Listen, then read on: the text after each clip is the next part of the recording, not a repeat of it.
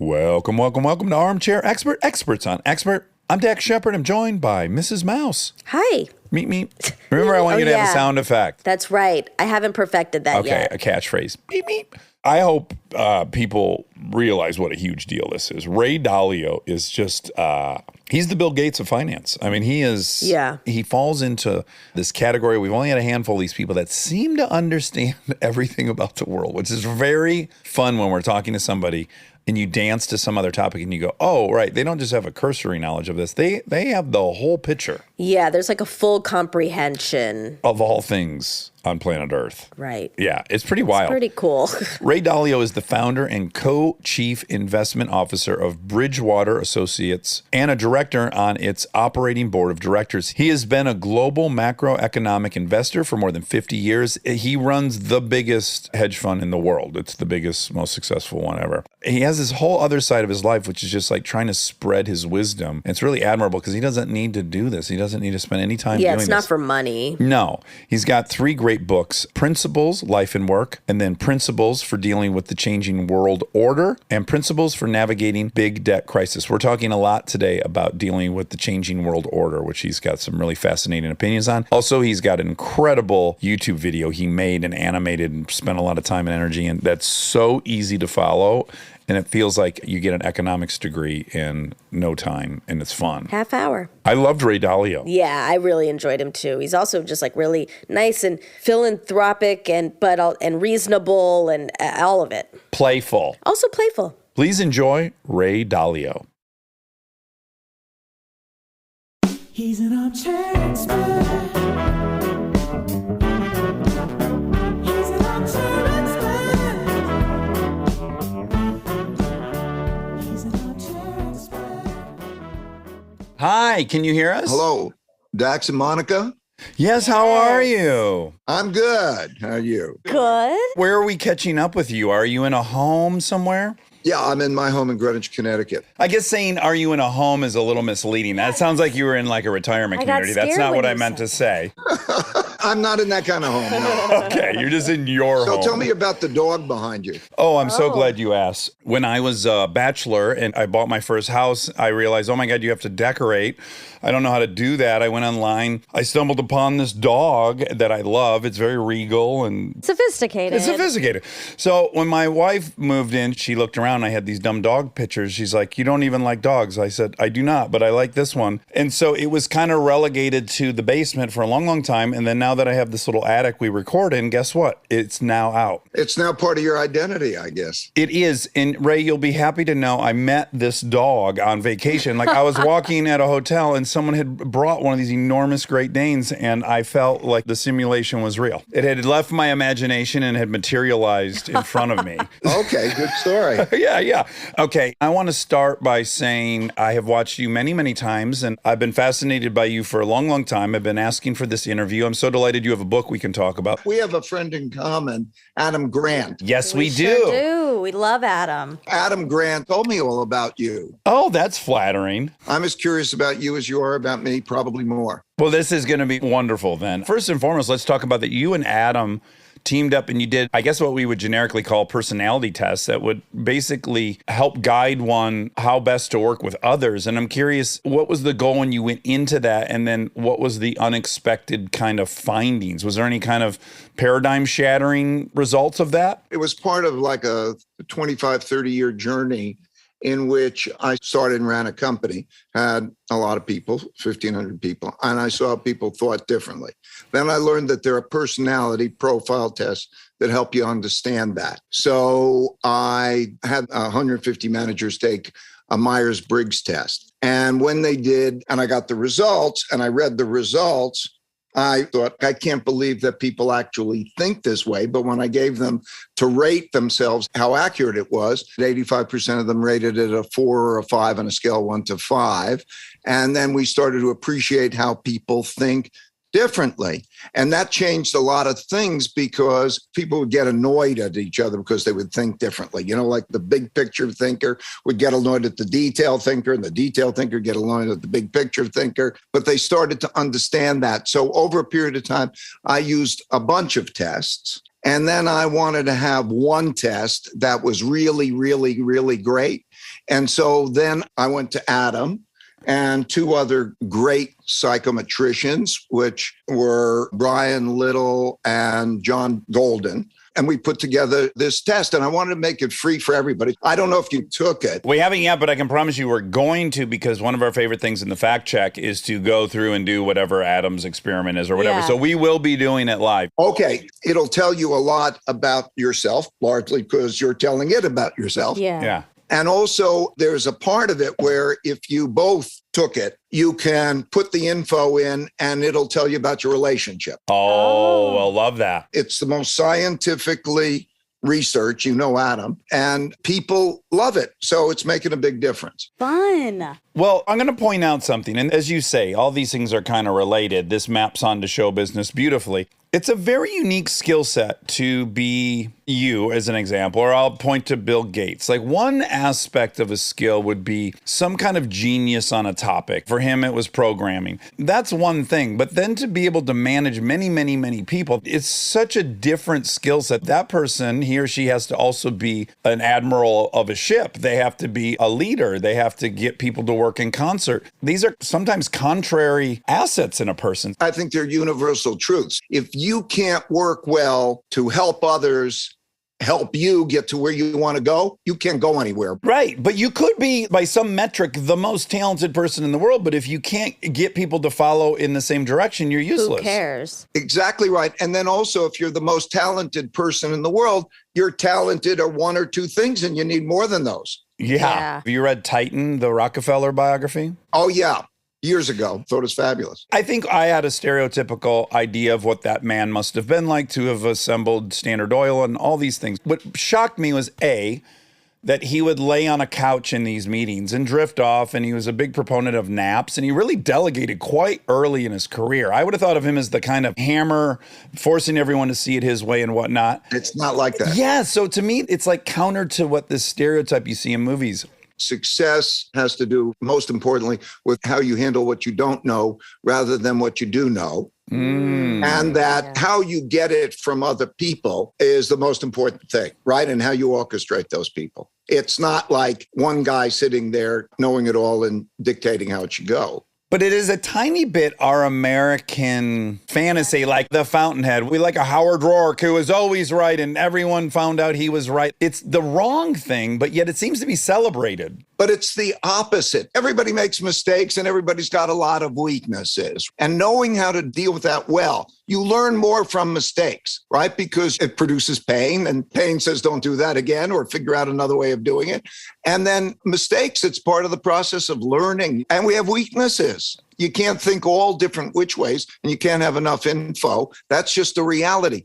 But that's right. I think a lot of people think that the people who've been successful are different than they really are. Now, if I recall, I was watching something with you and you were kind of talking about how profoundly wrong you were on some pretty large bet. God, I wish I could remember the details of it. I remember the details. They're seared in my brain. Yeah, will you tell us that experience? So I started my company in 1975. And in 1980, 81, I just had a few people working for me. And I had calculated that American banks had lent more money to foreign countries than those countries were going to be able to pay back, and that they were going to default, and that was going to create a big debt crisis that would create a big economic crisis. And I got a lot of attention for that because it was a very controversial point of view. And in August 1982, Mexico defaulted on its debts and a number of countries defaulted on their debts. And I thought we were going to have this big economic crisis. And I couldn't have been more wrong. That was the exact bottom in the stock market. I lost clients. I lost money myself. I was so broke that I had to borrow $4,000 from my dad to take care of family bills. Very, very painful. And yet it changed my way of thinking. It was one of the best things that ever happened to me.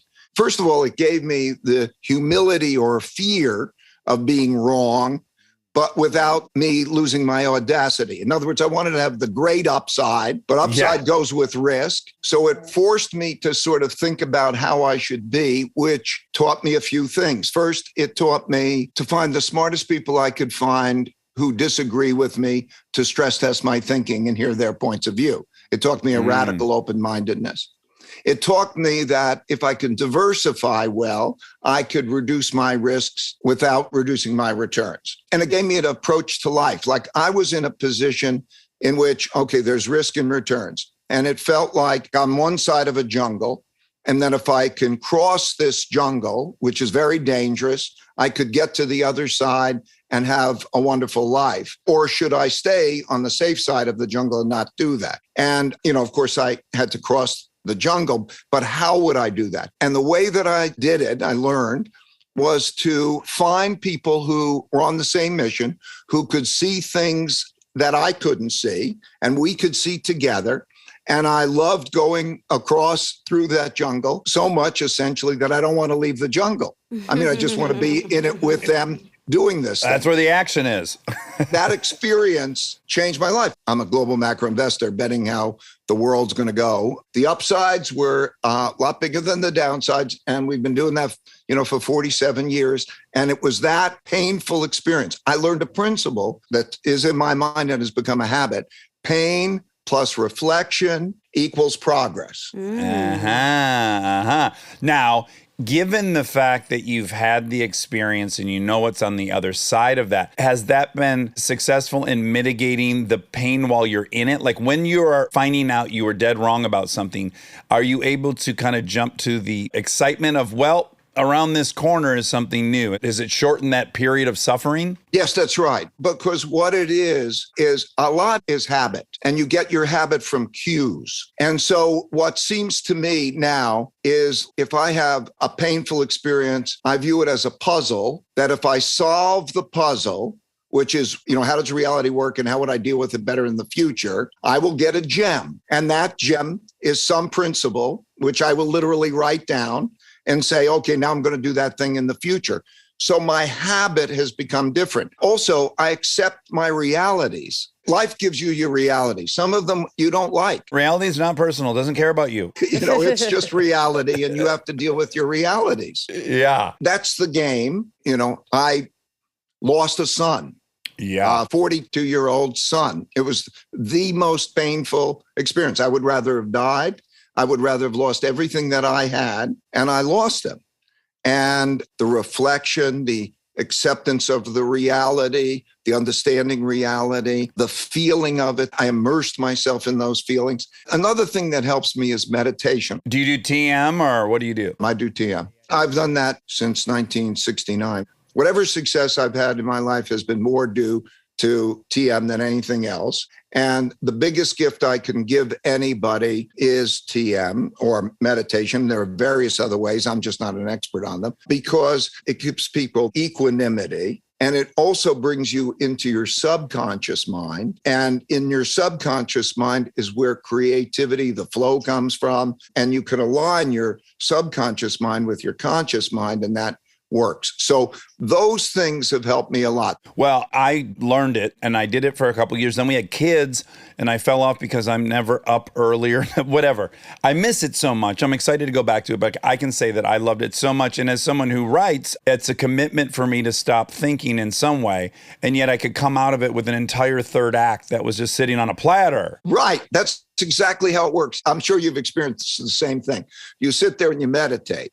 And then you start to get this flow of like great ideas, but you can't keep the great ideas. The rules of the game is you got to put them away. And you almost want to keep a pen and pencil there because they flow. But if you go deeper, you get more. And that's why you get what you get out of it. Yeah. And you don't even need to write it down. You just come out of it. And all of a sudden you're like, oh, right, it's X, Y, and Z. And then I'll be there. That's right. Yeah. That's the flow from the subconscious where the creativity comes from. Also, it gives you a lot of rest, like 20 minutes of meditation, I find like 3 hours of sleep. So it gives you time. I think it's a fun beginning. Again, I'm going to compare it to Bill Gates.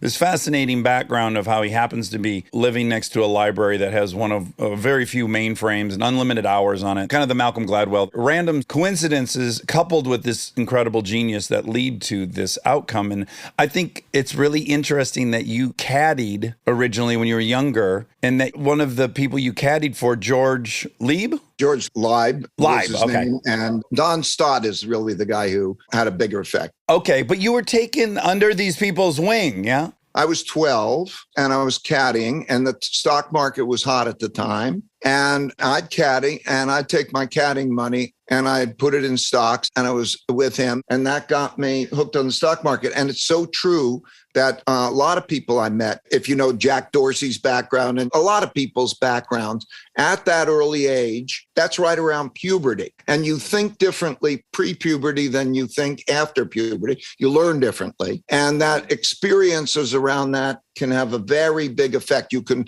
learn in a way that you can't learn later. And so, yeah, that was my experience. I got hooked. I didn't know what I was doing, but the only stock I bought a stock which was called Northeast Airlines. And it was the only company I ever heard of that was selling for less than $5 a share. And that was my investment. And it 3X'd, right? Because there was a merger. Wow. Yeah, it was so dumb and lucky. Yes. But you can get hooked on that. And there's the pages in the Wall Street Journal. It's got all these names. And if I just find one of them, I can do well. So I figured, okay, I'm going to do it. And that's what got me hooked. I feel like so many successful people have that moment that is luck.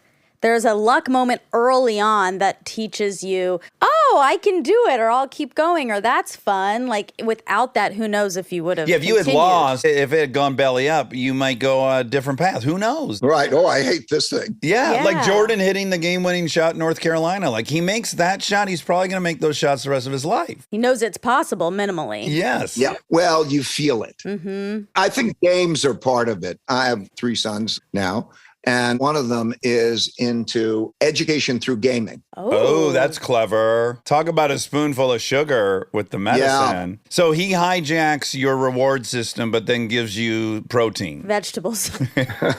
Well, he makes learning fun, a game. Like you're playing your game. Yes. You both are. You're playing your game. The aliens are looking at the little monkeys run around planet Earth and, oh, this guy drove a car over there. He's got to get there. He's there for 6 hours. What's he doing? Yeah, we're all engaged in complete hooey on some level.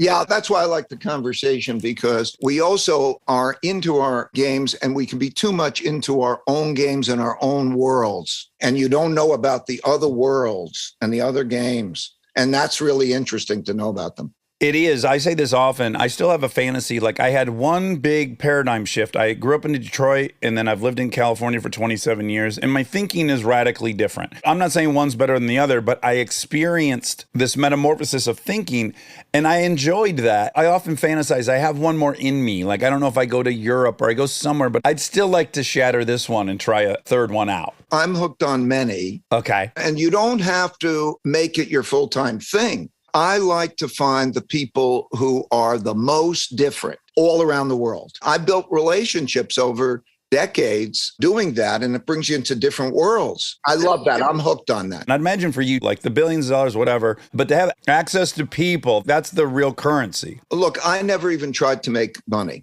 meaning it became a game, and I always wanted enough money so that I could be free and that I could take care of my family and not worry and play my game. And play it in the way you wanted to, I imagine. You needed a certain amount to be free to play it in your unique way. I think that people sometimes lose sight of what is money for. It has no intrinsic value. It can only get you things. Uh-huh. So what is it that you want? What's it for? What makes you feel good? And if you lose touch with that, then you're kind of in a problem. So to me, success is having the life that you want to have, whatever that is, and having a little bit more than enough money to do that. Now, that can be with low spending. I watch a lot of people that I admire. They have backpacks. They go around the world. You can go anywhere. You can live in the most interesting places and the most interesting people. You can be in nature in the top of a mountain in a tent. And you can't get it more beautiful. You can have the most wonderful life without a lot of money. Well, all you're talking about is what conveyance gets you there. That's it. Oh, what is it? Don't lose sight of that. Yeah, like how are you going to arrive at that beach? That's the big question. We're talking about a number of things that are mistaken beliefs about what people at quote the top. And how do you measure the top? Well, maybe, like you said, maybe it's money, maybe it's success or fame or whatever it is. And it's not like that. Right. I think Mike Tyson said it the best on Howard Stern. Howard said, doesn't it drive you crazy you lost $500 million? And he goes, no, Howard, I know billionaires that killed themselves.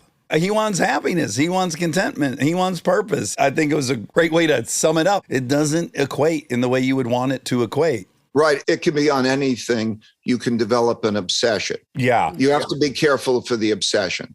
Okay, so now I want to tell you what I'm grateful for. You could easily decide to just play your game. And let me say, I think what we're all really dancing around is if you can find something in your life that you are playful in. That's what we've isolated in interviewing all kinds of people of every walk.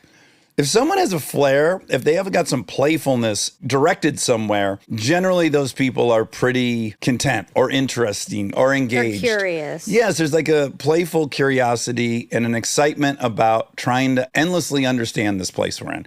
That to me is like kind of the key ingredient to all these different things. For me, it's meaningful work and meaningful relationship. Do you love your work and do you love your relationships? If you got those two things, yeah, you're sitting pretty. Okay, so you've taken the time to write books, which again, you don't need to. It's not going to perpetuate your main focus, which is managing this hedge fund. Why take the time? I didn't do them to write books. I didn't write them as books. So I'll start off with principles. I wrote down principles. And here's what I recommend to everybody. And I recommend this like I recommend meditation. That when I have my encounters with reality, and I reflect, I learn about how reality works, and I write down principles for dealing with that type of situation.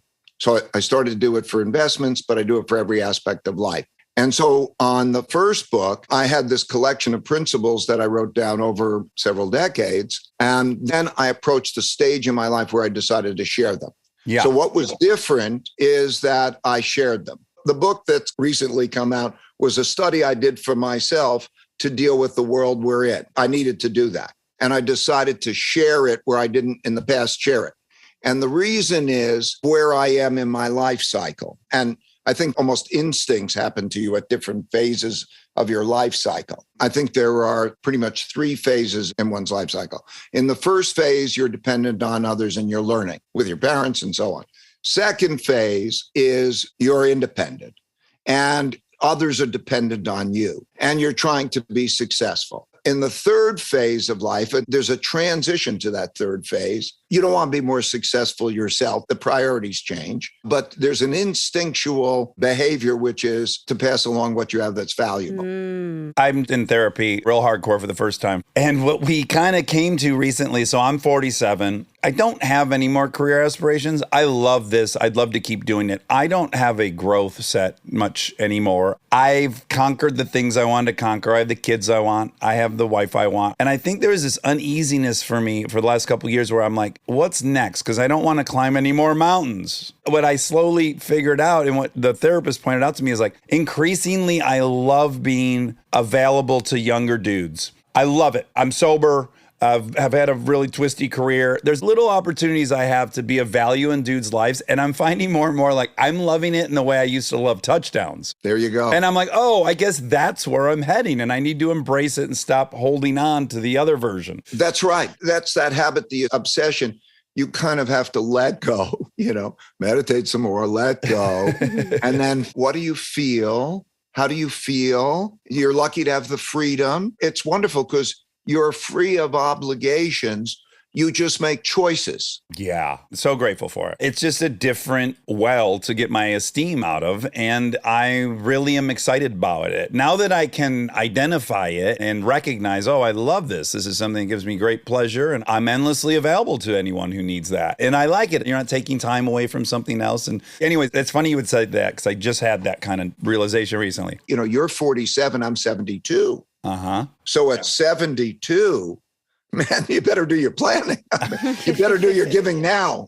Now I want to talk finance a little bit. So you have a book out right now called Principles for Dealing with the Changing World Order. And I want people to buy that book and I want people to read that book. And I'm excited to read the entire book. But I will say in the short term, you have an incredible video you've made that's available on YouTube. I really hope people watch because you're kind of just giving that part away. I want to pass along how the world is changing and how societies rise and decline and where we are in that. There's an empire and a cycle. And so I did an animated video because that's the best way to communicate. The book is great if somebody wants to get into it and all, but it's a free animated video. And we put it on about a month ago and it has 11 million views, and people like it, and they're Wow. passing it around. It's fantastic. I need to say right now, before you continue, that a lot of people are incredibly intimidated by economics. When we interviewed Bill Gates, I said, what is the subject that still is the hardest for you to wrap your head around? And he said, without question, economics. This is the most friendly, approachable walk through the cycles of our economy. There are 3 videos that I did. There's one that's called How the Economic Machine Works. It's 30 minutes, and it's had over 100 million views. And so if you want to know how the economic machine works in clear, simple way, you can go there. If you want to know how the world order is changing, then you can go to the video called The Changing World Order. And then I did another one called Principles for Success. And that's the same thing, 30-minute animated video. They're great. And the animation's incredibly helpful because a lot of these concepts, I think people get hung up on hearing like asset and this and that. But just to see simple stuff, there's pictures of dollar bills, there's pictures of gold bricks. I feel like I could turn the sound off and show it to my children and they'd get some idea of what the hell was being said. People are showing it to their children. Children around 8 and 9 are getting it. Yes. Stay tuned for more Armchair Expert, if you dare.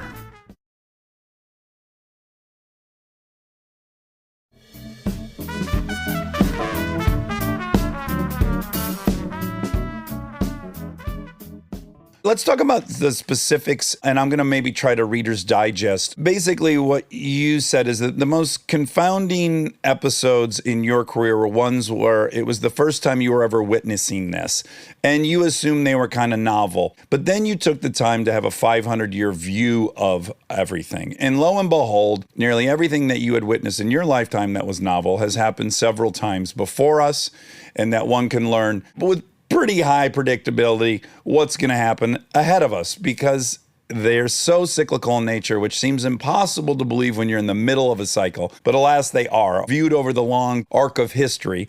So you go back 500 years, and I'll just say it starts with your first really crazy aha moment is in 71. You're working in finance, and the dollar is going to be devalued, and it gets decoupled from gold. So you can no longer trade in your dollar bills for gold. And your assumption was this thing's going to be worthless. You go to work early in the morning to deal with this in the stock trade, and the opposite thing happens that you were expecting. Right. 1971, the United States had paper bills that were like checks in a checkbook. They didn't have any value. But what they would do is they'd get you gold. Because the U.S. wrote more checks than it had gold in the bank, the gold was going down. And on August 15th, 1971, I was clerking on the floor of the New York Stock Exchange. And I watched Nixon said, they're not going to get you gold. So it defaulted. And I went on the floor of the stock exchange and I said, wow, this is a crisis. And I thought it would go down on the stock market, and it went up a lot. 25%. Yeah. And so I researched it, and I found that on March 5th, 1933, the exact same thing happened. Roosevelt announced that they were not going to get the gold and that they would go off that and that they would print a lot of money. And they printed a lot of money. And what I realized at that time, and saw many times since, that anything that surprised me may not have happened in my lifetime, but happened before. I studied the Great Depression. Because I did that, I was able to anticipate the 2008 financial crisis. We made a lot of money in the financial crisis because I understood what happened in the Great Depression. So in this case, 3 big things are happening that never happened before in our lifetimes. And the last time they happened was in the 1930 to 45 period. And those 3 things are the creation of a lot of printing of money to pay for the debts. Can I just tack on the tangible thing from that? So everyone will just remember we had many, many stimulus checks during Corona to the tune of maybe $3 trillion. I don't know what the total is at this point. A lot more than that. Total credit. Okay, so lent and or sent out in a check. We basically invented $3 trillion, not backed by any growth in our economy or our production or anything. We just said, here's this new money. We needed to at the time, but it was very overdone. We actually sent out checks which were about 5 times as much as the amount that would have compensated people for their losses. Right. Where'd they get the money from? The government borrowed the money. Who did they borrow the money from? The Federal Reserve. Ourselves. Okay. What they did is the Federal Reserve prints the money and they buy the debt. And that's how it works. So now everybody gets all these checks and everybody's happy because they get all these checks. But when they get all this money and then they spend it, everybody's surprised they got inflation. What's crazy is I like to think I know a bit about this stuff. And even I was originally looking at the inflation. I was going, well, that makes sense. You have an equation, you have supply and demand, and supply was dramatically reduced because of the shipping issues and supply chain and people not working in manufacturing. So, okay, so the supply went down, so the price went up. Initially, I thought that, and then I was sitting on the toilet and I thought, what percentage is $3 trillion of our overall money? How much money is here? That's right. We've increased the amount of money by 25% or more. Yeah, so the fact that our inflation, they say, is only 8%, I'm like, well, actually, we're still missing 16%. What has happened, and by the way, it's described in that 30-minute video how the economic machine works. The price of anything is equal to the amount of money and credit spent on it divided by the quantity of it sold. And so when you increase the amount of money and credit, buying power, spending, by a lot more than you increase the quantity, you get inflation. This didn't start necessarily with quarantine. It kind of started in 2008. Is that the first huge influx? That was the first big one. Okay. Because what happened in both of those cases is they hit zero interest rates. Right. So I can't lower the price of money. So what do? Number two is the amount of internal conflict that's going on in the United States, the size of the wealth gaps, the size of the political conflicts is the greatest since not only the 30 to 45 period, it's much greater than that, 1900. You have to go back to 1900 to have that conflict. We're having a form of a civil war where populism is one side in a battle with the other side that won't accept losing. Zero sum. Well, that's why in the next elections, there's a good chance that neither side will accept the result and accept losing. History shows that when the causes people are behind are more important to them than the system is in jeopardy. Yeah. Right now, there's not much agreement and the polarity is becoming greater. The political right now, if you follow politics, if you even watch events like, what will the reaction be to Supreme Court making the decision of Roe versus Wade? Why are moderates in the political system choosing not to run for re-election? We have this internal conflict that is actually threatening rule of law and the adherence to the Constitution. It's entirely possible that people with different views, they will go to different places and they will fight. So that degree has never happened in my lifetime before. In our lifetime, obviously you can point to the Civil War as being... That's right. No, in my lifetime. Yeah. I was born in 1949. 1945 was when the New World Order began. These world orders happen because there's a conflict and then somebody wins. So that brings me to the third thing that's happening, which is the rise of a great power to be comparable, China, and with it, Russia, and they form alliances, right? There's the Allied powers and the Axis powers, two different sides, kind of. And then they're competing because what happens is when you have a new world order, the winners of the war get to set the rules. So in 1945, America won, and it was the richest country in the world. It had 80% of the world's gold, and gold was money. And it had 50% of the world's economy. And it had a monopoly on military power. And so it set the rules. And that's why the UN is in New York and the World Bank and the IMF are in Washington, D.C. It set the rules. That's why we trade oil in U.S. dollars. Yes. So that's changing. There are certain things that we're doing. We're spending a lot more than we're earning. We're living off the printing presses.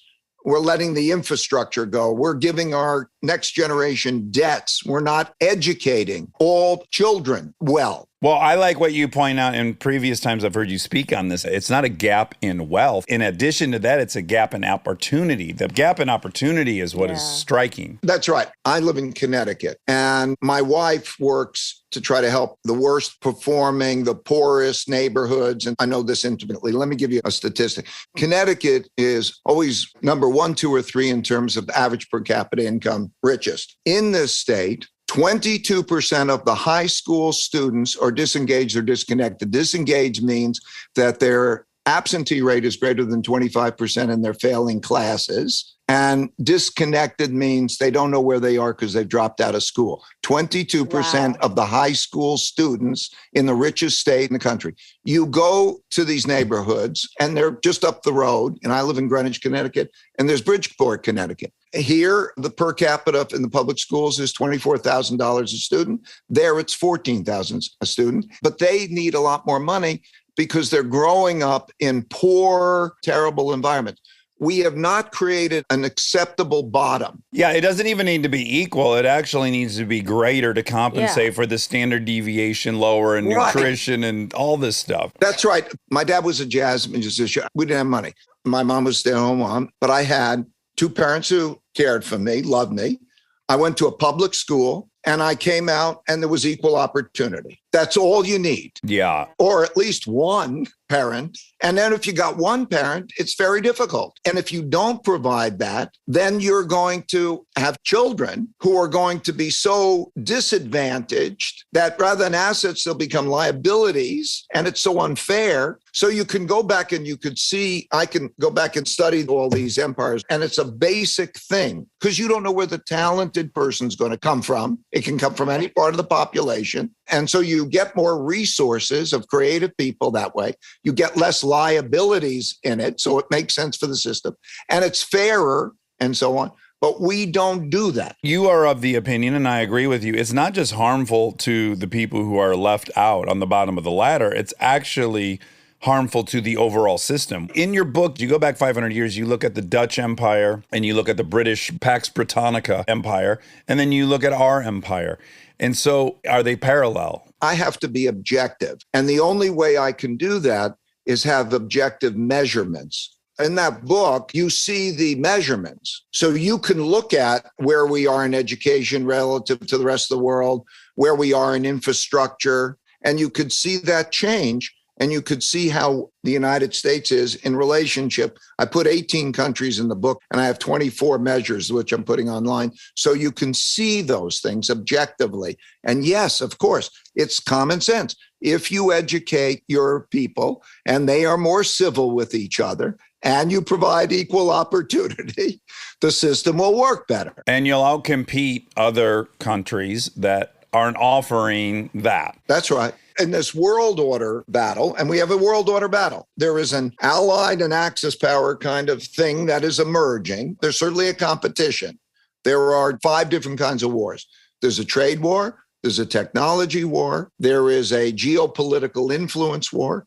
There's a capital war. And there could be a military war. There is a military war now in Europe with Russia. And those are the patterns of history. And there's only one way to do well, and that is to be strong in all those ways. So I'm very bipartisan. I believe the opposite of the polarity, the extremes of the left or the right. I pray for the middle and bipartisanship to find ways. I agree. I describe myself as an alt-centrist.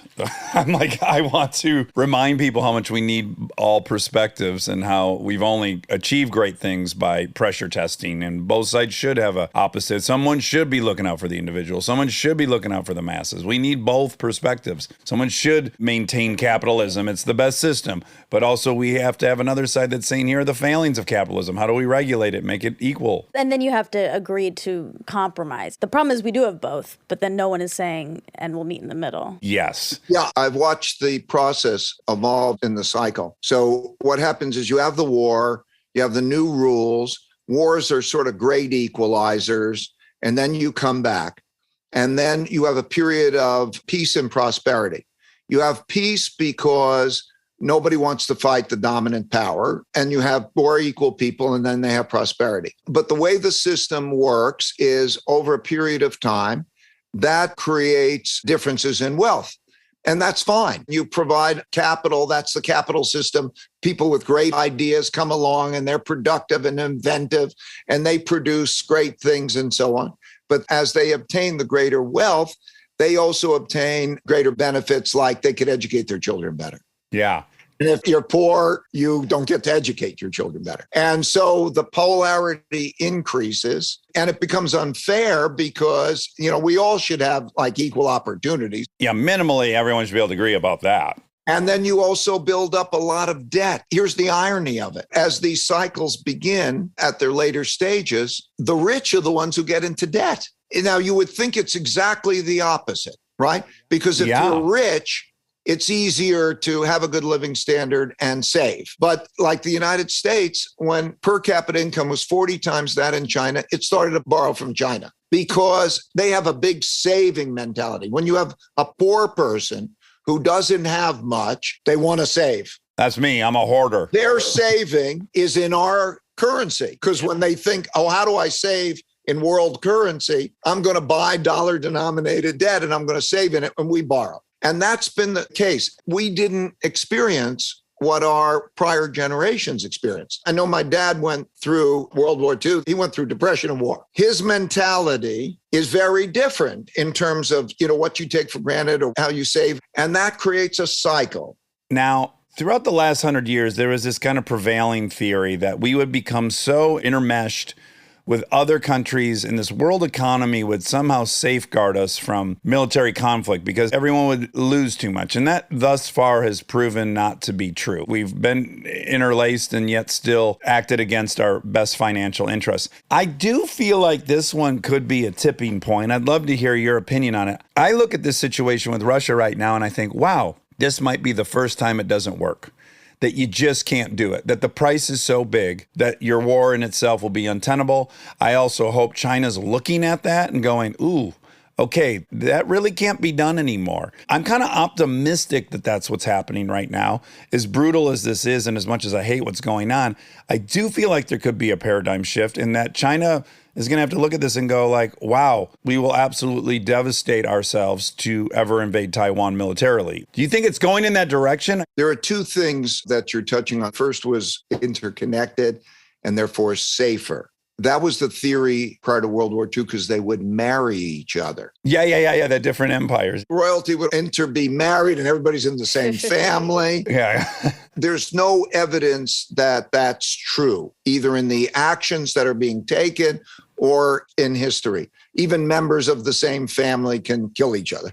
Yeah. They can be so entwined in the same family that they gives them plenty to fight about. The second one in that dynamic is it depends on both countries. Do you have a win-win relationship or do you have a lose-lose relationship? The problems with China have a history. There was one thing under Obama, then there was a tilt and it changed to Trump. And they're now at the point where it's almost irreconcilable differences. And each side is worried that the other side could kill it. In the book, I described the prisoner's dilemma. The prisoner's dilemma is, let's imagine that there are two people and that the best thing you could do is cooperate, but you don't know whether the other is going to cooperate or kill you.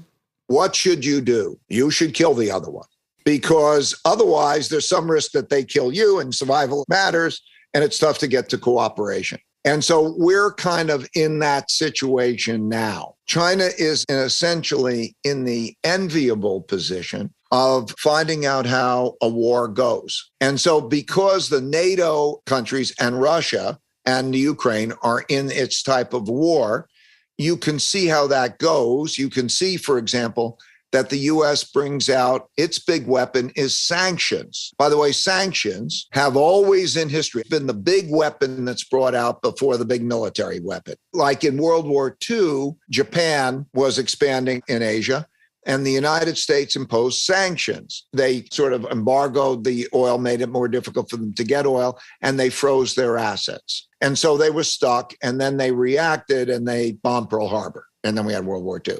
So we have something that's very similar to that. So now when I look at the situation there, I think there are three big questions that we don't yet have the answers to. The first question is who wins in the UK-NATO war, essentially? Does Putin win or does the West win? And here's what winning looks like for Putin. That he controls the eastern part of the Ukraine without being regularly threatened, that the economy in Russia has something like a 12% downturn, but is tolerable. Now, since Russia imports everything, you could actually totally shut them off. But how much will those sanctions crush Russia? Or will it be tolerable? They're a historically tolerant people, let's point out. Let me put it the opposite way. They are so used to suffering. Yes, that's what I'm saying, yes. They are so used to suffering that they're almost uncomfortable if they're not suffering. If you go back 1917, they have the revolution, they lose World War II, they lose 30 million people. Then Stalin comes in and they lose another 30 million people. You know, it's that kind of thing. They have communism. Then they have a bankruptcy and the whole thing collapses in 89. And so they won't trade off that issue generally for a 12% fall in GDP. But there is one new element, and I think this is a very conceivable outcome to this. The Bolshevik Revolution, all these different periods, you didn't have dozens of billionaires who are going to lose billions of dollars who can, for a relatively tiny price, have him assassinated. If they had to spend $100 million to get rid of him, that would be a bargain. I would say the odds of that are very, very, very small. Really? Yeah, because of a variety of things in terms of security and other things, but we'll see. But if he loses, and he appears to be losing, I think he'll escalate. In other words, I don't think he'll go out quietly. Well, we just found out something very unfortunate from a guest, Mr. Henrik. We asked him about Russia, and he said, well, you know, interestingly, Who Wants to Be a Millionaire? That show went around the world, right? When it went to Russia, they found out lifelines don't work. When they would turn it over to the audience would specifically and purposefully give them the wrong answer. They did not want to see them win. Also, they play these games where you can penalize free riders at an expense to yourself. The Russians uniquely would rather kill themselves to make someone suffer or punish it. They'll counter punish. Yes. That's the difference, I guess. Culturally, on all those psychological tests, they will counter punish. So that's a unique element to bring into it. Well, they're so used to fighting. And so if he loses, I think that you will see escalation, and that'll take the form of probably threatening nuclear. And also, it's a very dangerous thing. And we'll see what the power of sanctions are. And then the third thing we'll see is how the sides line up. Meaning everyone on the West? West and East, you could look at the countries right now and you could look at their actions and you could see which side they're lining up. Do they abide by the sanctions? Do they not abide by the sanctions?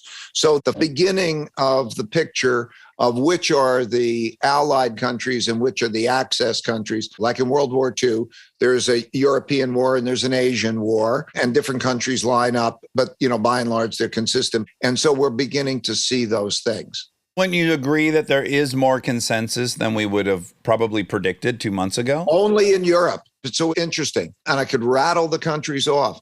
India, Brazil, Mexico, Indonesia, China, almost half the world has taken either the other side or has said, I'm not going to participate. Don't make the mistake of just looking at the European NATO countries. So anyway, China can watch that and how that works and learn a lot. It's a real-time computer simulation for them. I mean, they're just gathering data on how this is going to go. I've been going to China since 1984, not for money, but for interest. Because if I can find interesting places with interesting people and see it through their eyes, I can do that. And I was able to help them learn about the financial markets and so on. And that's led me to know the leaders there, as well as lots of poor people, and to see it through their eyes.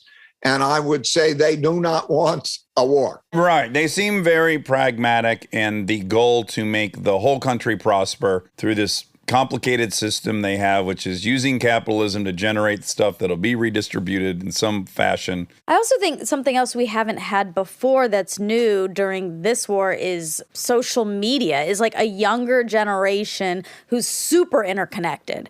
So there's like a whole generation of Russia who's like, I don't want this. And that's new because they have outside perspectives. The world has now changed to a whole different dynamic in which ideologies rule, fight and rule. For example, think about it this way. The person who makes decisions for Twitter will have a bigger effect on our lives and choices than the Supreme Court's decisions. In other words, I could do it this way or I could do it that way. The system we used to be in was a fairly open system in which economics would rule. If you made more money, you got more resources, and resources were allocated by that. That's much less the case now. Now, ideologies are taking control. So, for example, DeSantis, governor of Florida, and Disney. The ideology that you have, and that I will fight for it, and I will use all the resources I have, is the determiner. And in some extent, it almost needs to, like in some respects, what's going to get money to the kids in schools that we're talking about. But that notion that if the causes that people are behind are more important to them than the system is in jeopardy. Right? Because that system of how do we work these things out together becomes a power thing. I don't think you're going to see either side giving up, losing. You know, we played by the game, playing cricket or something, and then we go off the field. That was amazing that we did that for so long. But I don't think that you're going to do that as much because it's a win at all cost game. And I think that you're going to have this pervasively within the United States. So you get more nationalism, right? You're going to have more nationalism. Why? Because I need self-sufficiency and that other country might be an enemy. And then you go within a country and you see the same thing within a country. I need to fight for what I believe. So we are now in a fight for what you believe type of environment that will determine things, and we're just not used to it, but that's what's happening. So can we be good with each other? Yeah. If we could just be good with each other and not fight and be afraid of fighting, have the middle work together and so on. Let the extremists who are fighting calm down. You know, like if I was president, I would have a bipartisan cabinet because politics now, it's like one side beats the other. You know, everything is zero sum now. A compromise is a loss. And a loss is a win, even. I am optimistic because I actually think the tail's wagging the dog. I think that our media cycle's driven by the fringe 10% on the left and the 10% on the right. I actually don't think we are divided. I think we're being represented as divided. I think the vast majority of Americans, I think 70% of them, you look at these different polls about how they feel about COVID, how they feel about this. In truth, 70% of us are still rational. It's actually that everything's been hijacked. The voices of the nuts is loudest. It's going to rise to the surface on social media. It's going to be on the news. I have a ton of Republican friends. None of them stormed the Capitol. I have a ton of friends that marched in BLM. None of them broke into a store. I only see those options on TV. That's not what we are. I agree with you and I disagree with you. Let me be clear what I agree with. On the statistics, roughly speaking, 30% of the population is extreme right by measures such as there's a range of things. What percentage of the Republicans or Democrats think that members of the other party should die? Oh, wow. Right. Yeah, that's pretty extreme. It's 15 and 10. What percentage would not want their child to marry the member of the other party? What percentage of those think the election was stolen? Mm-hmm. If you start to use those numbers, roughly 30% is, by my measure, probably pretty extreme right. And because of that, that's the majority of the Republican Party, then has to have unified. Maybe it's 25, maybe it's 30. I don't know. But we know how the Republican Party largely is being influenced by Trump. What's the percentage on the left of fundamentalist left? I am regularly disagreeing with my side as much, where I'm like, what are you talking about? It seems to be about 15%. Okay. So we're at 45% of the country's nuts. But the parties are fighting within each other. And the moderates are dropping out. Because they can't get financing. Not so much they can't finance, it's because of the way politics is. It's brutal and it's lies. You can only win if you are one of those extremes that win the primary. This is what I find myself in as a centrist. It's like I say something centrist and I lose everybody. That's right, because they're in that war. So now you hear that I agree that the majority is in the middle, but there is a dynamic here. That's why, like, if I was president, I'd want a bipartisan cabinet, or I want whatever it is that's going to bring, compromise the middle, us together. Like, I believe the president of the United States should be the president for the majority of the people, Yes. Not in a war of one against the other. Stay tuned for more Armchair Expert, if you dare.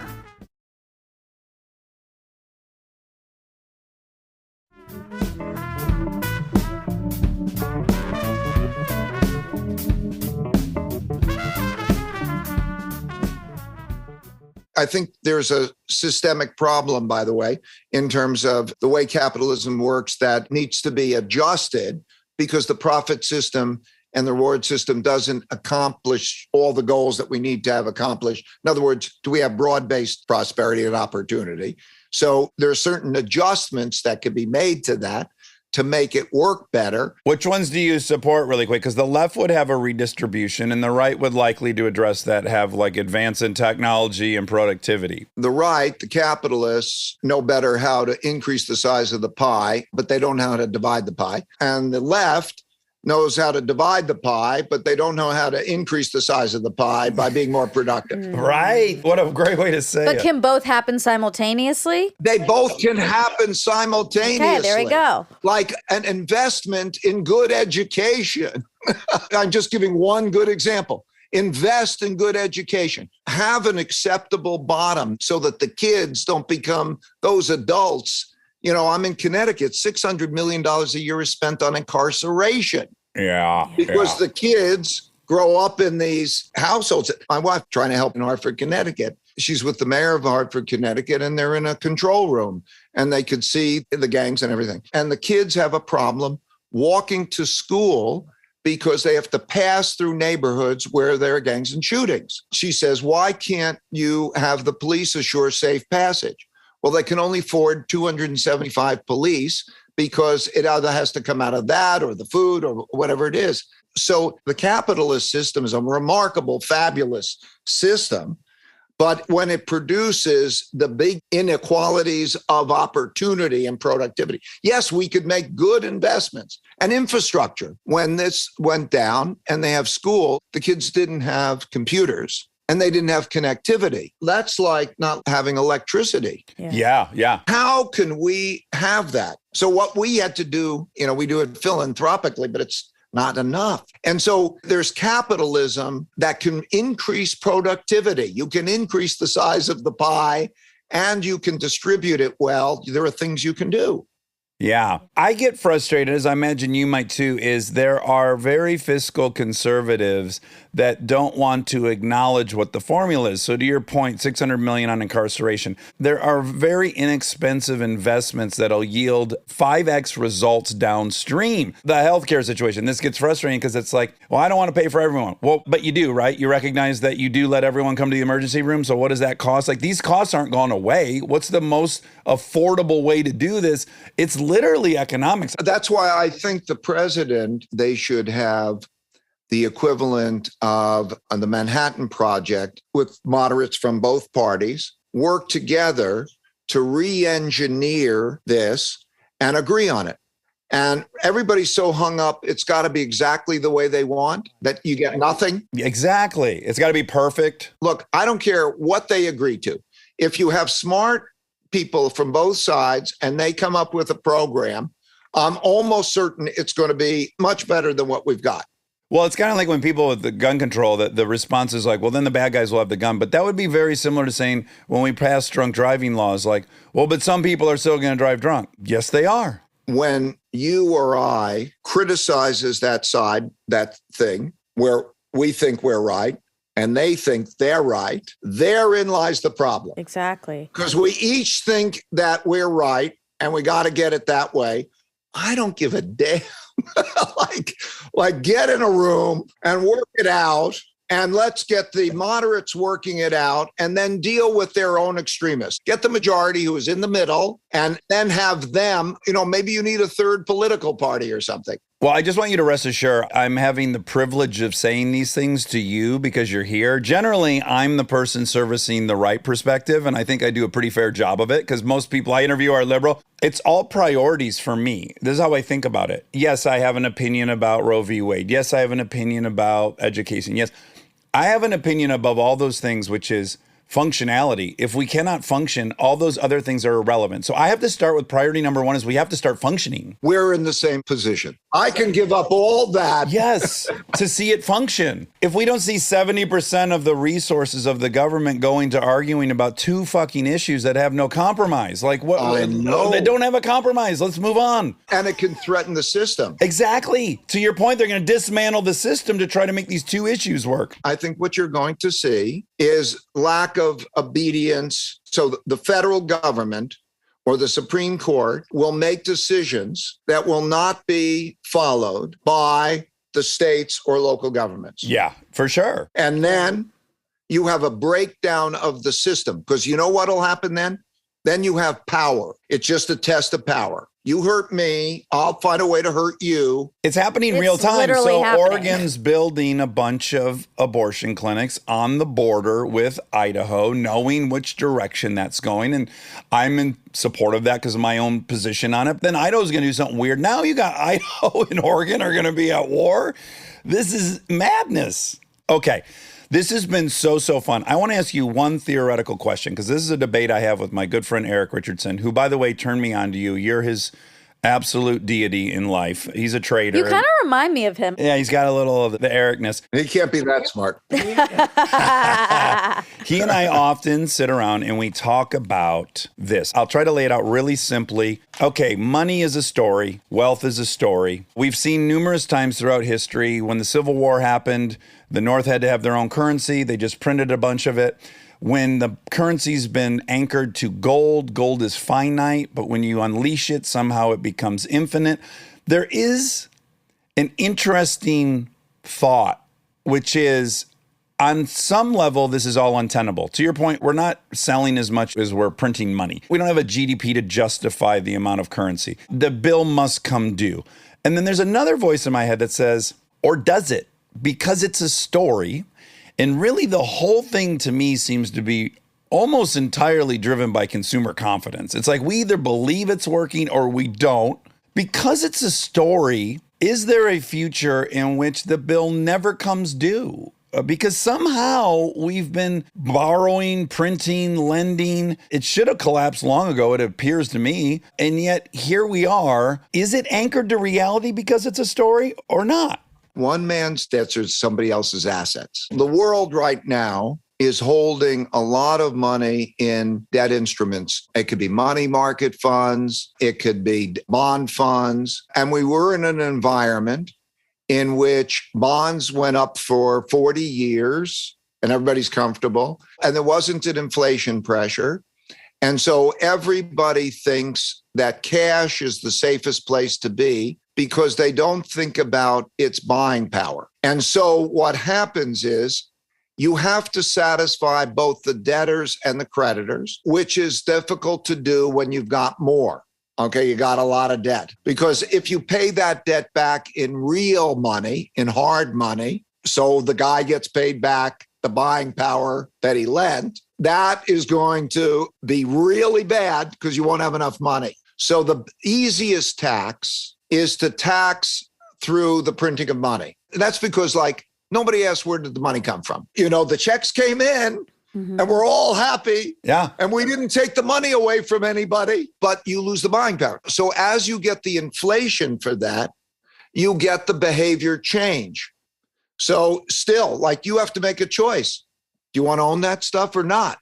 And so what happens is when you make that choice that you don't want to own it, you sell it. And so the amount of selling is not just the deficit. The government will have a deficit of 5 or 6% of GDP. It'll have to borrow. So that means it sells bonds or sells debt of 5 or 6% of GDP. But if others sell too, because they say, I'm not getting a real return, I'm not going to hold that, then you have a lot of selling. That means that either interest rates go up a lot and shut the thing down, or the government prints more money. And that's the mechanics. History's shown us, chapter 3, I think it is, called The Value of Money.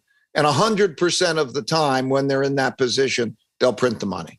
But as everyone just prints the money globally, they basically invent money. They invent wealth in some really philosophical way. Here's the big thing that people think. Money and financial assets are not wealth. They're claims on wealth, but they're worthless. It has no value. It's not real. It's just like digital. It's not intrinsic. It only has wealth, real wealth, if you sell it and you go buy something. And I think you pointed out there is more money in the financial sector than there are goods and services to buy. Enormously. So it's like musical chairs. Right. So because that is the reality today, that like, let's say that there's $100 trillion in the financial sector and there's only $50 trillion of goods and services to buy, it is a theory, it is a story, it is not intrinsic, yet it works. It works as long as people who are holding those financial assets want to keep holding those financial assets, even though they're losing buying power to them. Right, right. It is a Ponzi scheme in some level. It's a Ponzi scheme. Yes. So if no one stops buying into the Ponzi scheme can go on indefinitely. Yes, but that's why if you look at history, even in the Old Testament, there was this idea of the year of Jubilee. What it meant is, okay, you always have these financial obligations rising relative to the other. It happened so often that they said, okay, let's just plan on it. Like every 50 years, we're going to have to wipe it clean. Right. Okay. Wow. That goes back to the Bible? Old Testament in the Bible. Wow. Okay. And they said every year we're going to have to do it. And then it was a system actually where they would say, now that you know it's going to be wiped out in 50 years, you will operate as though it will wipe out in 50 years. Yeah. And therefore, you won't have the Ponzi scheme as much. But that is how the Ponzi scheme has always worked, right? So that's what it is. Now, you have a choice.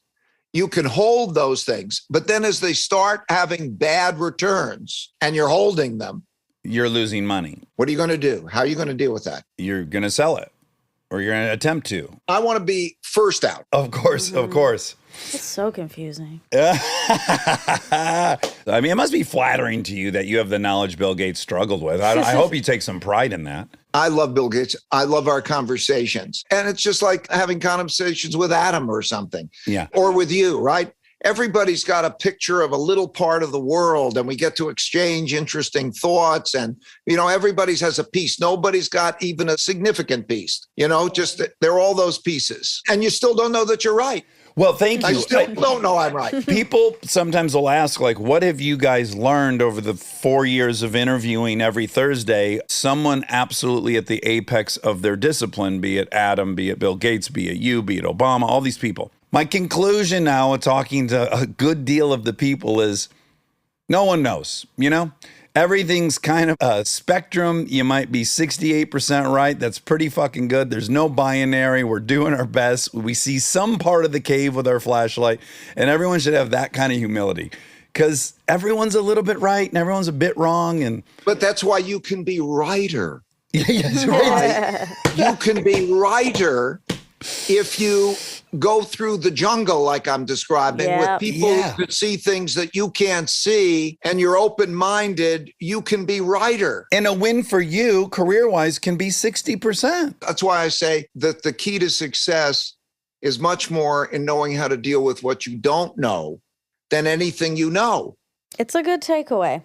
Oh my God. This has been a blast. I really, really appreciate it.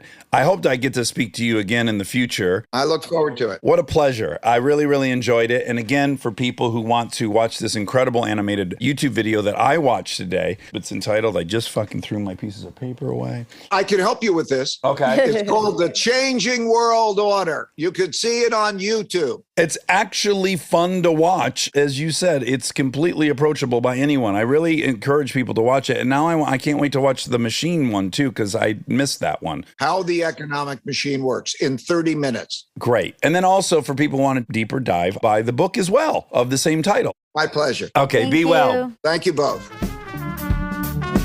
And now my favorite part of the show, the fact check with my soulmate, Monica Padman. I need to say something immediately. Oh my God. I feel like a third wheel now. Why? Because Wobby Wob just won a championship. Oh, yeah. Robbie just won, well, he's not in here, and he won a championship yesterday. That's so exciting. Big champion. My sister, too. She's on the team. I know. And Yurty. Carly, Yurt, and Robbie Wob are all champions, and you're a champion, Shit. and I'm not a champion. Yet. I'm running out of There's things. time, there's no, time. I think we're out of time.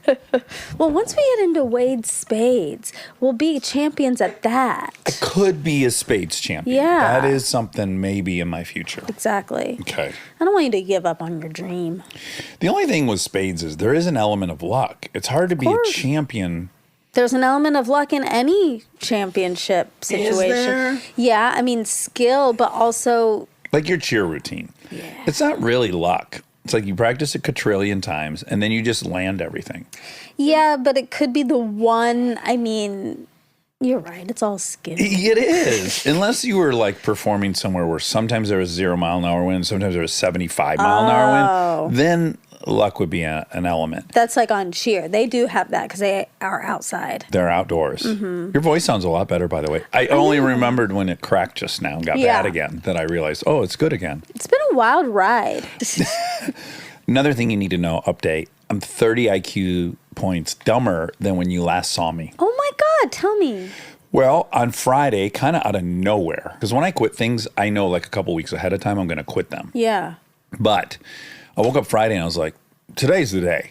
You got to get your caffeine intake under control. What level were you at? Okay, so I was at 2 in the morning, like pour 2 full cups of coffee in the morning. Mm-hmm. And then I would sometimes, depending on our schedule, if I come up here, I have another coffee while I interview somebody. Yeah. If we do double, I have a coffee each interview. Oh, so that's my 4. God.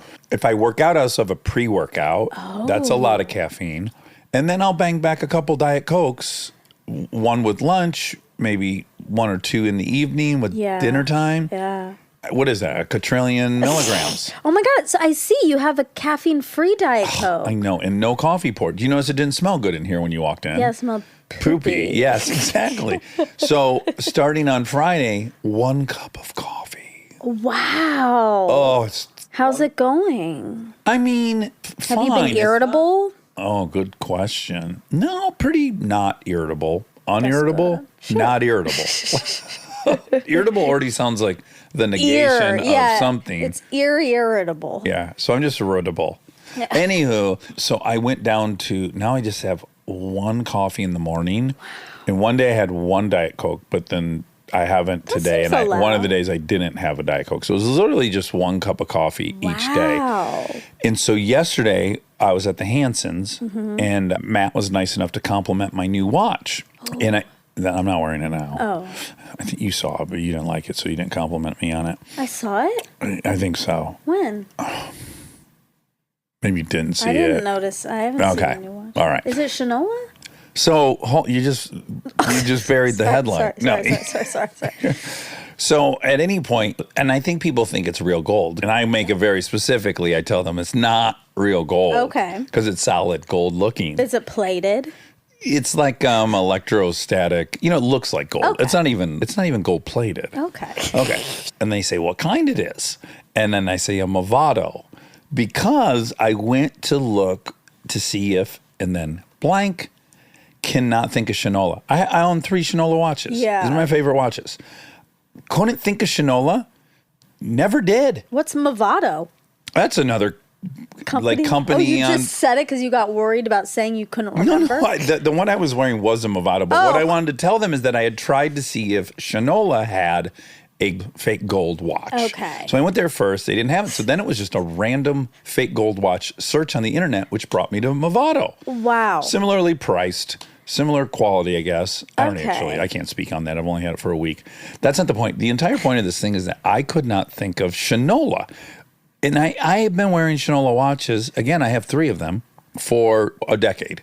Okay, but listen, a couple things. All right. One, you did remember the name. Hold on a second. Okay. Because I just want you to have all the details and then Okay. you can do your rebuttal. Okay. So then eventually I thought of it. Okay, great. Shinola, hours later. Yeah. And then about 20 minutes later, I was like, what's the name of your watch? Lost it again. I had to think about it for like 10 minutes.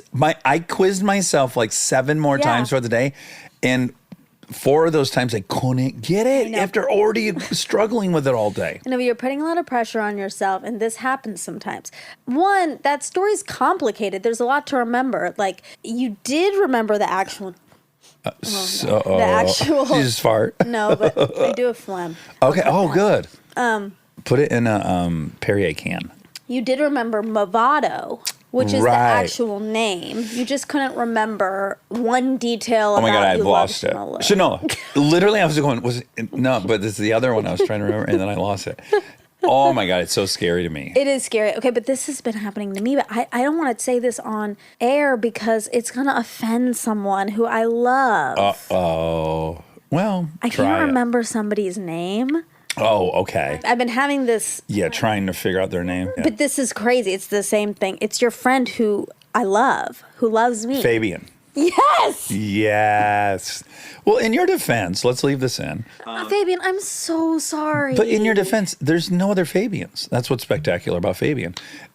What other that Fabians are should there? make me remember more. No, like if someone's name is Chingalaxting thing, good luck. You can't even remember how many syllables are in it. True. Because you never heard it before. Yeah, but that's like, I can't pronounce it. Fabian is easy to pronounce. Fabian is like a fable. I just, for like days, I've been thinking, I Yeah. thought about Fabian. I was like, oh, I wonder how Fabian is. And then I didn't say, I wonder how Fabian is. I said, I wonder how, what's his name? Oh my yeah. God. And what? And then I spiraled and then I haven't been able to remember it. And then you go to, I have a tumor, right? Well, I've been blaming it on the COVID. Good. That's a good excuse. Yeah. And I'm blaming it on the caffeine. Also, little C. Yeah, I got to say, I do have a lot of confidence that this will level off. It will. But my brain, you should have seen, they were making fun of me yesterday at this hang. Yeah. I started a sentence. I was like, Ryan, I couldn't even start a sentence. And then they were all repeating it. because you They never were behave pointing like at me. that. Oh, I wish I was there. I would have stuck up for you. I hate to say, I'm sure most people's first thought is, oh, Jesus, here we go again. He's relapsed. I'm sure. No. You don't think so? I think so. No, it's a different look Okay. All right. and feel. But I couldn't remember the name of my watch. I could barely talk. Like if I were them, I bet I would think like, oh, he's on the Kind Buds. Oh, I'm sad I missed that hang. I know. We invited you. And again, just let's out everyone. Ryan and they were like, we don't give a fuck. Who cares? No one cares. Because Amy said, like, you can come. Like, we've all had it. They Yeah. just had it. So that would have been fine. But we have 2 people in the group who haven't had it. And Right. And one that can't get it. Exactly. So Right. I did say for their sake, I won't come. Did you get the joke I just made? One who can't get it? Yeah. Matt? Me. 2 that haven't had it and one who can't get it. Oh, one who, like, is immune to it? Yeah. Yeah. I'm really tempting fate now. I know. I want you to stop. You're making me a little anxious. All right. I'll stop. I'm just not a champion, so I gotta cling to the little things. This is a big thing if you really Little are. C champion. I think maybe instead, my hope is that you did have it and you were just asymptomatic. That's very likely. You know, Anthony was asymptomatic. Oh, big A. Yeah, and he wasn't a champion either, but he was a champion of the little C. Yeah, he's a little C champion. Okay, so this is a huge ding, ding, ding. I'm on cough drops. Okay. Oh, I would love one just because. Oh, and they're halls. They're My halls. Previous addiction. Yeah, Remember? I thought about that. Yeah. You see a couple hundred of these a day. But they're menthol. Yeah, that's the one I was addicted to. Yeah, and Oh, we were 'cause just we were talking about cigarettes. menthol. Yeah. And you're totally right. It's not mint. It's not mint. It's eucalyptus-y. It's is the mint closest. adjacent for sure. Yeah, it's effervescent or Minty. yeah. But you're right. It's a vapor rub. It tastes like a vapor rub. I've already had 2. I'm going to have like 4 more. Oh, good. Yeah, they're very addictive, but they gave me gas. Oh my God. Well, I'll report Have you back. had any gas? No, this is the first time. I mean, I've only taken it for the past hour. Oh, okay. You're new to these. Yeah. Okay. So that was cool. Yeah. Now I know. Okay. So Adam and Ray have that personality test. Oh, right. And we're supposed to take it. Well, here's the problem. I think we've taken it. Oh, when Adam was here? I think That would make sense. we could take it again. Can we do like 5 of the questions Yeah, let's and not get try. the results? Sure. Just so we're not breaking our promise to Ray Dalio. Yeah. Because we like him. Yeah, we love it. We loved him. We're in love with him. Okay, ready? Yeah. I am sensitive to others' emotions. Disagree strongly and agree strongly. And then there's like a continuum, like 1, 2, 3, 4, 5, 6, We 7. did take We this. did, right? Yeah, for sure. We already took it. But we don't remember what we got. What are the answers? Oh. I don't think you and I need to find out if we can work together. That's clear. Maybe we shouldn't try because what if it says we shouldn't? Right. Okay, then And we don't want to be disrespectful to Ray or Adam. right. Okay, so we're not going to take it. Well, we already took it. Yeah, we're not going to take it again, is the point. Oh my God, are those new shoes? No, these are the ones that Hassan sent me. My first pair of white shoes. See, I definitely would have remembered your watch. I noticed all this stuff. I know, but you don't remember these? This is what I wore to go see Hassan when we went. Oh, Sorry, my you God, have you so do have many a brain. good shoes. I would have only thought you would remember because I made a big stink of the fact that I don't wear white shoes. You, Molly, Eric, and I, we went to see Hassan. Yeah. And I wore a white shirt as well. I do remember that. It was white on White? with a maybe a black cardigan. Oh. Again, I wouldn't remember. Other than that, I was like, wow, I'm going to wear huge white shoes tonight. Yeah, they're very cool. I just got some white Air Maxes. Oh, you did? Yeah. Oh, ding, wonderful. ding, ding, Gerard. Different episode, but still. Yes. They're very fashion for girls. I'm fashion now. Oh, that's a different expression? No, I made it up, but I am. Oh, okay. Because I've just been watching so many fashion videos, and I subscribe to Vogue now, and I got a Polaroid camera so I Oh. could take pictures of all my clothes. Oh. So that With I can you make in them? outfits.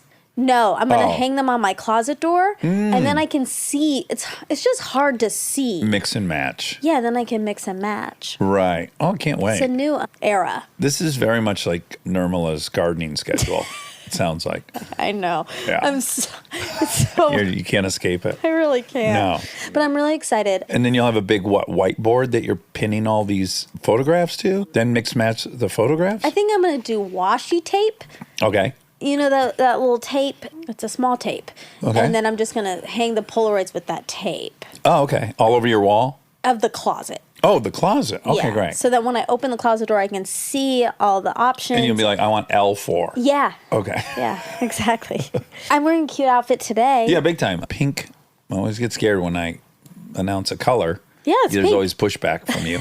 But it's pink overalls. Yeah. Adorable. Absolutely adorable. And then a flowery, silky, flowery long sleeve shirt top. That's right. Blouse. High neck.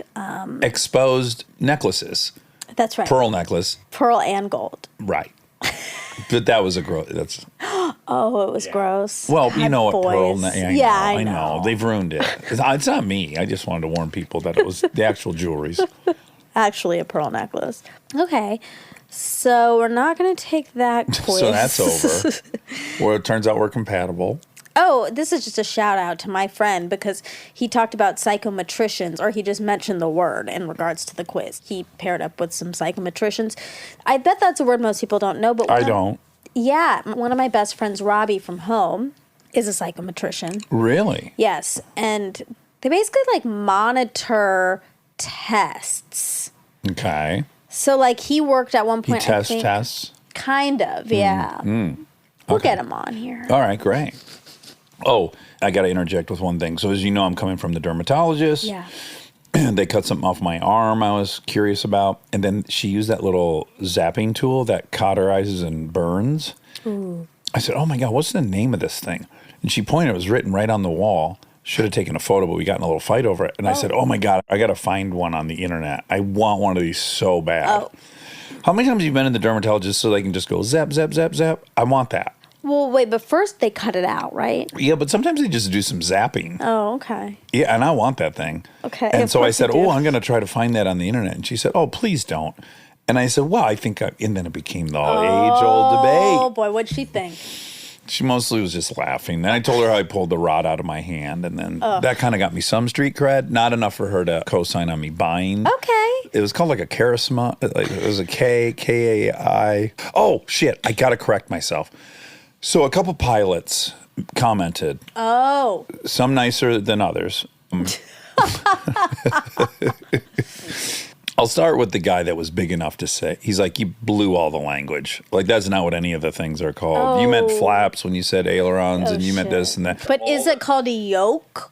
That's what you were saying a lot. Well, listen, they didn't comment on the yoke, which makes me believe I'm correct because they would have. Believe me, I got blasted. Okay. So I fucked up all the words for it. Let me just own that. Well, one of them was nice enough to say I actually had all the mechanics of it correct. Okay, that's nice. Yeah. Okay. So pretty much a loss, but with a subtle. By the way, I don't need to pass the definition tests. I just need to be able to In the moment, manhandle you that don't. thing. Yeah, that's right. Are we going to get rid of the word manhandle? No, because I think it's kind of a pejorative manhandle, isn't it? Well, certainly if you manhandle a woman, ugh. But if Yeah, you bad. manhandle another man, not bad. If I manhandle the yoke, that's fine. Okay. Anyways, TBD. Okay, how many minutes of meditation equals how much sleep? It's hard to say. One study out of Oregon State University's College of Business found that 10 minutes of meditation replaces about 44 minutes of sleep. But the study only looked at overworked entrepreneurs who are already somewhat sleep deprived. Not super conclusive, you could say. Perhaps the main thing to consider is that as far as the body's concerned, meditation and sleep are two different things. While sleep is meant to replenish your energy and help you heal, meditation is designed to cancel out the stress that made you tired in the first place. A bit of a chicken and egg situation. That's one person's thought. this is ding, ding, ding because I've had to take 2 naps since I got off coffee. Oh, of course. I woke up this morning, I had my coffee, it handled the girls. I went and worked out, and then I had a doctor's appointment at 1, and it was 11:30. I'm like, I'm going to sleep for 40 minutes. And I did. 40. That's long for you. Yeah. Wow. Oh, I know. I'm dying, I think. No, you're not. But your body's been used to a lot of caffeine. It's going to take yeah. a bit. Okay. When he was 12 is when he started investing. Uh-huh. And he was saying, because like that's puberty time and stuff starts changing. And then he said a lot of people have stories like that, like major entrepreneurs and stuff have stories like that. Then you mentioned Jack Dorsey. So at age 14, Dorsey became interested in dispatch routing. Some of the open source software he created in the area of dispatch logistics is still used by taxi cab companies. Dispatch is a procedure for assigning employees, workers, or vehicles to customers. Industries that dispatch include taxicabs, couriers, emergency services, as well as home and commercial services, such as maid services, plumbing, HVAC, pest control, and electricians. And Uber, of course. Right, that's not on here. Okay. And he had written some dispatch software at 14? Yeah. So weird. I know. I mean, I can use that word for that, right? Like Yeah, not normal. spooky, Yeah. Wow. abnormal. Kind of like Bill Gates designing virtually that same thing for getting classes, making people schedules at his school. Yeah. I That was his know. first paid deal. And no one had been able to crack it. He did. Okay, because that's kind of sim. I want to tell people about my evil sim. I had an evil sim moment. Right. I yesterday made myself a peanut butter and banana sandwich. I haven't done that in 5 years, probably. I don't remember the last time I ate that or even peanut butter, and definitely not bananas. But I bought them because I was craving this sandwich. So make it, eat it, delicious.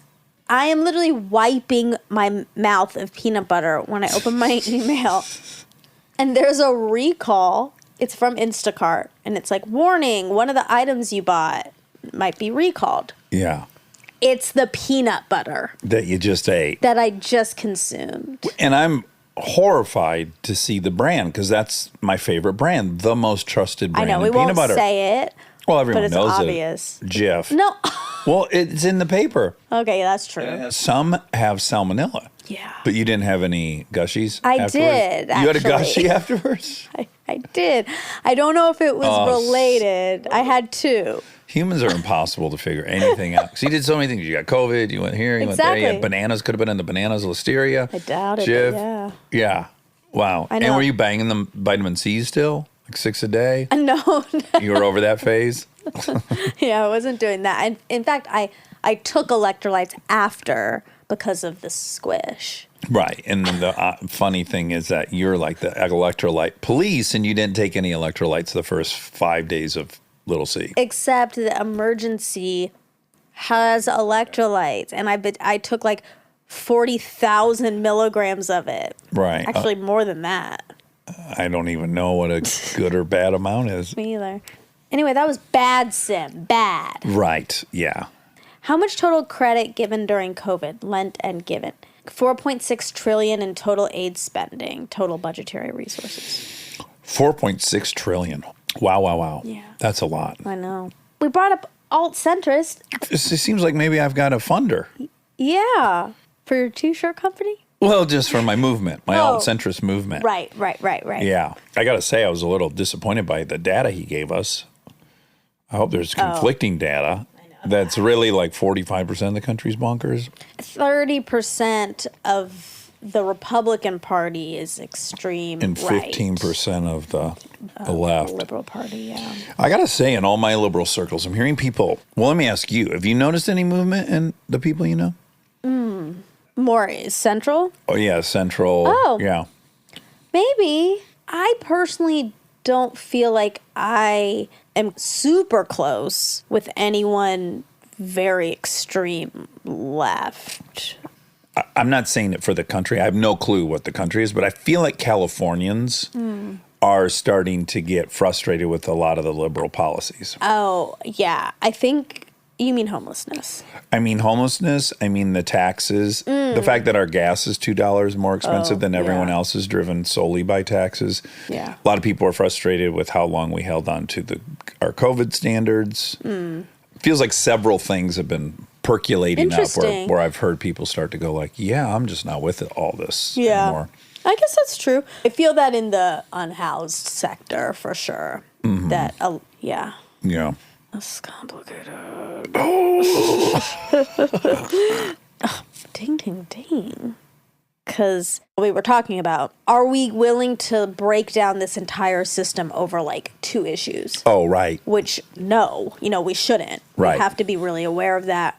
But it is hard when some of these things, one of these 2 issues is definitely abortion. And it's like, are we willing to break down the system for these 2 issues? No, but one of these issues affects so many people. And it's horrible. I think the thing that's curious about it, without getting into the debate of it all, is that every poll shows 65% of Americans are in favor of keeping the right to have one. Yet, I think if it does get overturned, Roe v. Wade, you're going to see probably, I got to imagine, 30 states, I don't know, all in. That all these end up reds, doing it. yeah. Yeah. That's why it sucks. Like, it sucks for states that are a little bit more even in its breakdown. Because, like, that just means so many people lose that right who would use it and want it and need it. And it's scary. You have to imagine that people are going to leave certain states. I yeah. know. I mean, we would never do this because it's mean, but I mean, the real way a way to get other states on board and to force people to really have to think about this in a real practical way is for, like, California to not allow an abortion for someone out of state. And then they would have to move? They wouldn't move. I think so many, like, people can't. Yeah, they can't. But- People are probably aren't going to move over abortions. But I wonder if, like, people that are thinking about moving to certain states and they have young daughters, if they want to move somewhere where that's not an option if they make a mistake in ninth grade. I know. I don't know. I think even, like, some part of me thinks talking about it even makes it worse. Why? Because back to like what he and I were conversing about, it's like 80% of the bandwidth is taken up with these two issues, which makes everyone feel like everyone's on the opposite side of the spectrum because of these two issues, that you can't move forward with all the other issues. So it's like, I almost feel like there's just way too much attention put on both of the issues. Yeah, but currently it's literally. I mean, right now it's in the news yeah, everywhere. we have to. Yeah. But Norm, I see you know what I'm mean saying? otherwise. It's like, it's just reminding people, like, there's so many things we could talk about. We could talk about like 85 things that probably both sides agree with. Totally.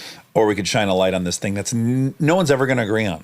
Yeah. It's just like, it's a waste of almost time because no one's going to agree.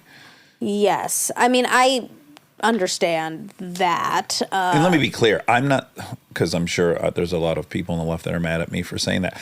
I have my opinion, but I have no illusion that I'm going to convince someone on the other side that they're going to, I'm not going to convert someone from pro-life to pro-choice. No. It's not going to happen. No. So you have to ask yourself, is there any productive outcome of talking about it? It's not like just, oh, you're being silent on your opinion and we need your opinion. It's like, no, everyone that's pro-life is pro-life. Everyone that's pro-choice is pro-choice. That's that. I don't believe anyone's coming over to either side. It is, but currently that right is on the cutting board. What is it called? Chopping block. Chopping block. Butcher block. Shinola. Movado. Demi Movado.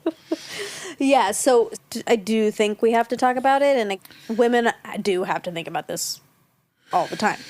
The only thing, though, that is a common, I would say is a little bit of a common fallacy. It's like you might be inclined to say it affects 50% of the country, but it doesn't. It affects, I don't know what percentage is pro-choice and female, because so many women are pro-life.